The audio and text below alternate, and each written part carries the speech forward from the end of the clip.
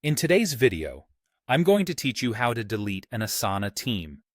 This is a simple process, but it's important to be careful as this action is permanent and cannot be undone. So, let's get started, step by step. First, you'll need to navigate to Asana's website. Once you're logged in, you'll gain access to your Asana dashboard, the main hub for handling all your teams and projects. Now that you're in Asana, you'll want to locate your homepage. This serves as your control center within Asana, bustling with various projects and teams.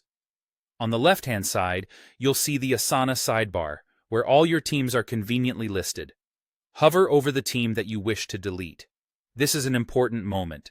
Make sure you have selected the correct team, as deleting it will result in the irreversible loss of all connected projects and data. Once you're confident about which team you want to remove, go ahead and click on the team name in the sidebar. This action will open a detailed view of the team, displaying more options for you to consider. Look for the option to edit team settings from the drop-down menu, which you'll find right next to the team's name. Clicking here is your gateway into the team settings, where further decisions can be made. After entering the team settings, you'll see several tabs in front of you. What you're looking for is the Advanced tab, which houses the more impactful team settings, including the option to delete the team. This is a crucial step, so ensure you are ready, as the actions here are irreversible. Within the Advanced tab, you'll notice the option to delete the team. Go ahead and select it, but remember, you will be prompted to confirm this decision.